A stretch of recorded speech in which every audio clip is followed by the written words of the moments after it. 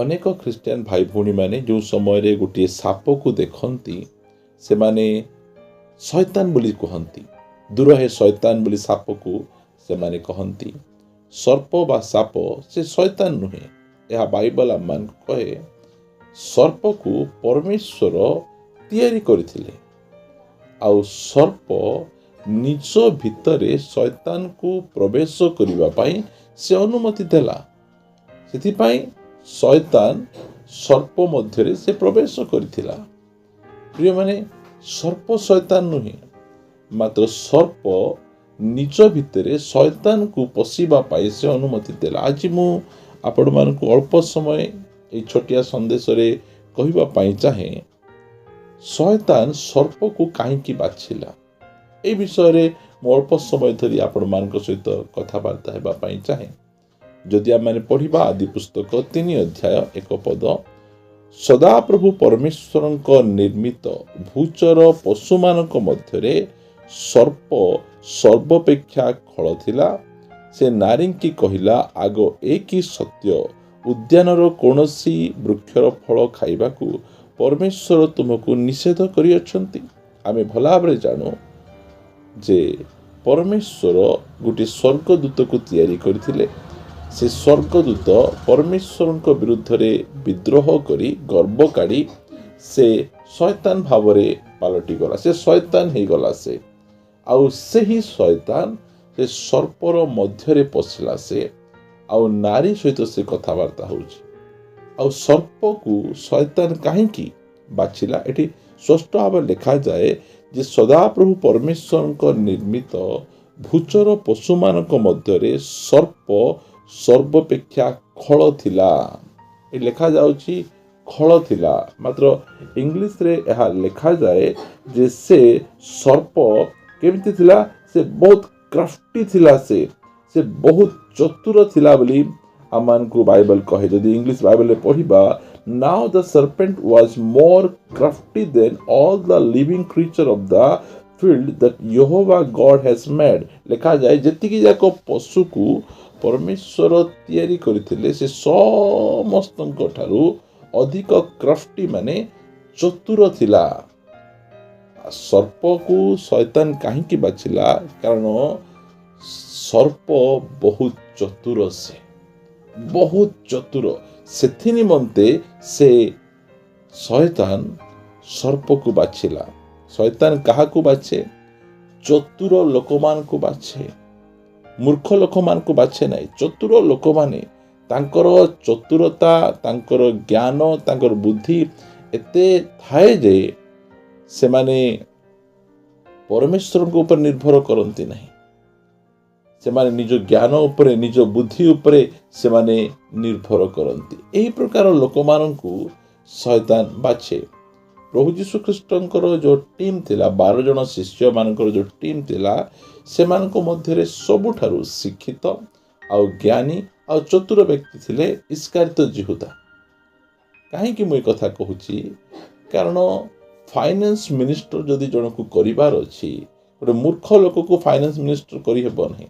ଯିଏକି ଉଚ୍ଚ ଶିକ୍ଷିତ ହୋଇଥିବେ, ଭଲ ଭାବରେ ଆକାଉଣ୍ଟ କରିପାରୁଥିବେ, ଏହି ପ୍ରକାର ବ୍ୟକ୍ତିମାନଙ୍କୁ ଚର୍ଚ୍ଚରେ ହେଉ କି ଆମମାନଙ୍କର ଦେଶରେ ହେଉ, ସେମାନଙ୍କୁ ଫାଇନାନ୍ସ ମିନିଷ୍ଟର ଭାବରେ ସେମାନଙ୍କୁ ଆପଏଣ୍ଟମେଣ୍ଟ ଦିଆଯାଏ। ସେହି ପ୍ରକାର ଭାବରେ ଯୀଶୁ ଖ୍ରୀଷ୍ଟଙ୍କର ଶିଷ୍ୟ ଯେତିକି ଜଣ ଶିଷ୍ୟ ଥିଲେ, ସେମାନଙ୍କ ମଧ୍ୟରେ ଇସ୍କାରିୟତ ଯିହୁଦା ବହୁତ ଚତୁର ଥିଲା। ସେଥିପାଇଁ ଶୈତାନ ଇସ୍କାରିୟତ ଯିହୁଦାକୁ ବାଛୁଅଛି, ଯେ ପ୍ରକାର କି ଯୀଶୁଙ୍କୁ ଧରେଇ ଦେବେ। ପ୍ରିୟମାନେ, ଚତୁର ହେବା ମନ୍ଦ ନୁହେଁ, ଜ୍ଞାନୀ ହେବା ମନ୍ଦ ନୁହେଁ, ବୁଦ୍ଧିମାନ ହେବା ମନ୍ଦ ନୁହେଁ, ମାତ୍ର ନିଜର ସୁବିବେଚନାରେ, ନିଜର ଜ୍ଞାନରେ ଆଉଜି ପଡ଼ିବା ବହୁତ ବହୁତ ମନ୍ଦ ଅଟେ। ସେଥିପାଇଁ ଲେଖାଯାଏ ହିତୋପଦେଶ 3 ଅଧ୍ୟାୟରେ ଜ୍ଞାନୀ ସଲୋମନ କହନ୍ତି, ଦୁନିଆରେ ତାଙ୍କ ପରି ଜ୍ଞାନୀ, ତାଙ୍କ ପରି ବୁଦ୍ଧିମାନ, ତାଙ୍କ ପରି ଧନୀ ବ୍ୟକ୍ତି ଆଜି ଯାଏଁ କେହି ନାହାନ୍ତି। ତାଙ୍କର କଥା ଶୁଣିବା ପାଇଁ ଶିବା ଦେଶରୁ ରାଣୀମାନେ ଆସୁଥିଲେ। ଶିବା ଦେଶ ବୋଲେ ଏତେ କିଲୋମିଟର ଦୂରରୁ କେବଳ ସଲୋମନଙ୍କର ଜ୍ଞାନର କଥା ଶୁଣିବା ପାଇଁ ଲୋକମାନେ ତାଙ୍କ ପାଖକୁ ଆସୁଥିଲେ। ଏତେ ଜ୍ଞାନୀ ଥିଲେ ସଲୋମନ। ଆଉ ସେ ସଲୋମନ ସେ ଆମମାନଙ୍କୁ ପରାମର୍ଶ ଦେଉଛନ୍ତି, ହିତୋପଦେଶ 3 ଅଧ୍ୟାୟରେ 6 ପଦ, ଆପଣାର ସବୁ ଗତିରେ ତାହାଙ୍କୁ ସ୍ୱୀକାର କର, ତହିଁରେ ସେ ତୁମର ପଥ ସବୁ ସରଳ କରିବେ। ତା ପଛେ ସେ ପୂର୍ବରୁ ଲେଖୁଛନ୍ତି 5 ପଦରେ, ତୁମେ ସର୍ବାନ୍ତକରଣ ସହିତ ସଦାପ୍ରଭୁଙ୍କ ଠାରେ ବିଶ୍ୱାସ କର ଓ ନିଜ ସୁବିବେଚନାରେ ଆଉଜି ପଡ଼ ନାହିଁ, ନିଜ ଜ୍ଞାନରେ ନିଜ ବୁଦ୍ଧିରେ ଆଉଜି ପଡ଼ ନାହିଁ। ଯେଉଁ ଲୋକମାନେ ନିଜର ବୁଦ୍ଧିରେ ଚାଲନ୍ତି, ନିଜର ଜ୍ଞାନରେ ଚାଲନ୍ତି, ପରମେଶ୍ୱରଙ୍କର ବୁଦ୍ଧି ଜ୍ଞାନକୁ ଲଢ଼ନ୍ତି ନାହିଁ, ଶୟତାନ ସେ ପ୍ରକାର ଲୋକମାନଙ୍କୁ ବାଛେ ସେ। ପ୍ରିୟମାନେ, ଆଜି ମଧ୍ୟ ଆମମାନଙ୍କ ସମାଜରେ, ଆମମାନଙ୍କ ଦେଶରେ ଏହି ପ୍ରକାର ଅନେକ ଲୋକମାନେ ଅଛନ୍ତି ଯେଉଁମାନେ କି ଜ୍ଞାନୀ। ସେମାନେ ସବୁବେଳେ ନିଜ ଜ୍ଞାନ ଉପରେ ହିଁ ସେମାନେ ଭରସା କରନ୍ତି, ନିଜ ବୁଦ୍ଧି ଉପରେ ହିଁ ସେମାନେ ଭରସା କରନ୍ତି, ପରମେଶ୍ୱରଙ୍କ ଉପରେ ଆଉଜି ପଡ଼ନ୍ତି ନାହିଁ। ସେମାନେ ପୂର୍ବ ଦେଶର ପଣ୍ଡିତମାନେ, ସେମାନେ ପଣ୍ଡିତମାନେ, ମୂର୍ଖମାନେ ନୁହେଁ। ତାରା ଦେଖି ସେମାନେ ପ୍ରଭୁଙ୍କର ଅନ୍ୱେଷଣ କରିବା ପାଇଁ ଆସୁଥିଲେ, ମାତ୍ର ନିଜ ଜ୍ଞାନରେ ଆଉଜି ପଡ଼ିଲେ। ଆଉ କହିଲେ ଯେ ରାଜା ବୋଲି କହିଲେ ତ ରାଜା ଘରେ ଜନ୍ମ ହେବେ। ସେଥି ନିମନ୍ତେ ସେ ହେରୋଦ ରାଜାଙ୍କ ଘରକୁ ଯାଇଥିଲେ, ମରୁ ସେମାନେ ବଞ୍ଚିଗଲେ। ପ୍ରିୟ ପ୍ରଭୁଙ୍କ ଲୋକମାନେ, ଆମେ ଆମର ସୁବିବେଚନାରେ ଆଉଜି ପଡ଼ିବା କଥା ନୁହେଁ, ନିଜ ବୁଦ୍ଧି ଜ୍ଞାନରେ ଆଉଜି ପଡ଼ିବା କଥା ନୁହେଁ। ପରମେଶ୍ୱର ଆମକୁ ବୁଦ୍ଧି ଦେଇଛନ୍ତି, ଜ୍ଞାନ ଦେଇଛନ୍ତି, ମାତ୍ର ଆମର ନିଜ ବୁଦ୍ଧି ଜ୍ଞାନ ଯଦି ଆମେ ଆଉଜି ପଡ଼ୁ, ଆମେ କ'ଣ କରୁ? ଶୟତାନ ପାଇଁ ଆମେ ଦ୍ୱାର ଫିଟାଇ ଦେଉ, ଶୟତାନ ପାଇଁ ଆମେ କବାଟ ଫିଟାଇ ଦେଉ। ଆଉ ଶୟତାନ ଆମ ଭିତରକୁ ଆସି ଆମକୁ ସେ ବ୍ୟବହାର କରିବା ପାଇଁ ଚେଷ୍ଟା କରେ। ଶୟତାନ ଲୋକମାନଙ୍କୁ ତାର ନିଜର ଇଚ୍ଛା ସାଧନ କରିବା ନିମନ୍ତେ ସେ ବ୍ୟବହାର କରେ। ଦେଖନ୍ତୁ, ଶୟତାନ ସର୍ପକୁ ବ୍ୟବହାର କଲା, ଆଉ ସର୍ପ ସେ ଶାପଗ୍ରସ୍ତ ହେଲା। ସର୍ପକୁ ଅଭିଶାପ ଦିଆଗଲା ଯେ ତୁମେ ପେଟ ଦେଇ ଗମନ କରିବ ଆଉ ଭୂମିର ଧୂଳି ଖାଇ ତୁମେ ବଞ୍ଚିବ। ପ୍ରିୟ ପ୍ରଭୁଙ୍କ ଲୋକମାନେ, ପରମେଶ୍ୱରଙ୍କୁ ଆମେ ସୁଯୋଗ ଦେବା, ପରମେଶ୍ୱର ଆମକୁ ବ୍ୟବହାର କରନ୍ତୁ। ପରମେଶ୍ୱର କାହାକୁ ବ୍ୟବହାର କରିବେ? ଯଦି ଆପଣ ନିଜକୁ ନମ୍ର କରନ୍ତି।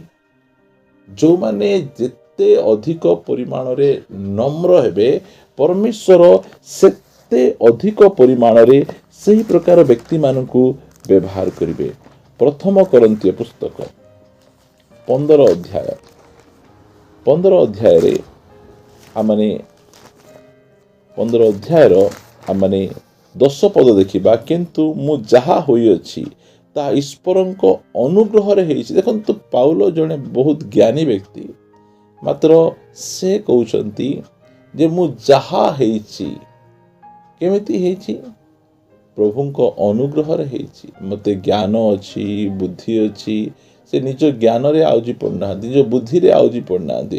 ସବୁ ସମୟରେ ସେ ପରମେଶ୍ୱରଙ୍କ ଉପରେ ଆଉଜି ପଡ଼ିଛନ୍ତି। ପ୍ରିୟ ପ୍ରଭୁଙ୍କ ଲୋକମାନେ, ଯଦି ପରମେଶ୍ୱର ଆମକୁ ବ୍ୟବହାର କରନ୍ତୁ, ଯଦି ଆମେ ଇଚ୍ଛା କରୁଛୁ, ତାହେଲେ ଆମେ ନିଜକୁ ନମ୍ର କରି ନିଜ ଜ୍ଞାନରେ ଭରସା ନ ରଖି ପରମେଶ୍ୱରଙ୍କ ଉପରେ ଆମକୁ ଆଉଜି ପଡ଼ିବାର ଅଛି।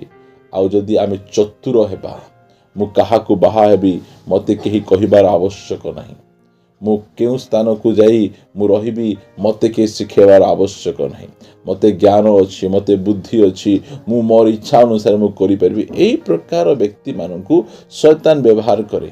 ଶୟତାନ ସର୍ପକୁ କାହିଁକି ବ୍ୟବହାର କଲା? ସେ ବହୁତ ଚତୁର ଥିଲା, ସେଥିପାଇଁ ଶୟତାନ ସର୍ପକୁ ବ୍ୟବହାର କଲା।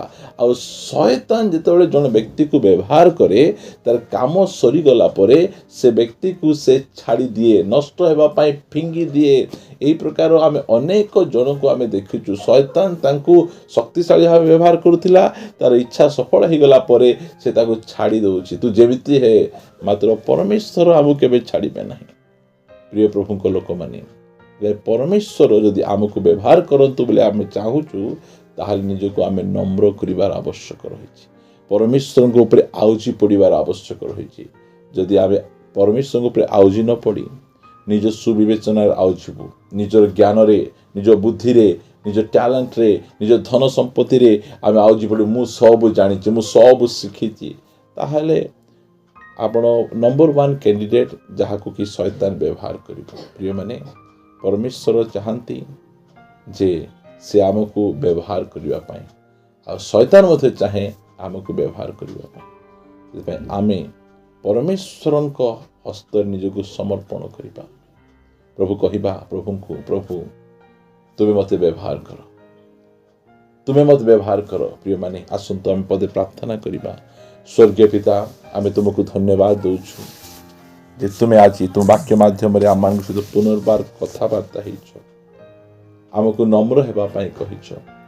यदि आमे निजको नम्र करिबा ताहाले तुम्हें आमको व्यवहार करिबो, आउ जदि आमे गर्वी हेबा ताहाले शैतान हस्तरे आमे समर्पित होइजु। दया करी आमको तुम्हें व्यवहार करो, तुम मार्ग रे चलाओ। प्रार्थना प्रिय प्रभु यीशुଙ୍କ नाम रे मागुछि, amen amen. Praise the lord. प्रभु समस्त को प्रचुर भावे आशीर्वाद करंतु। God bless you.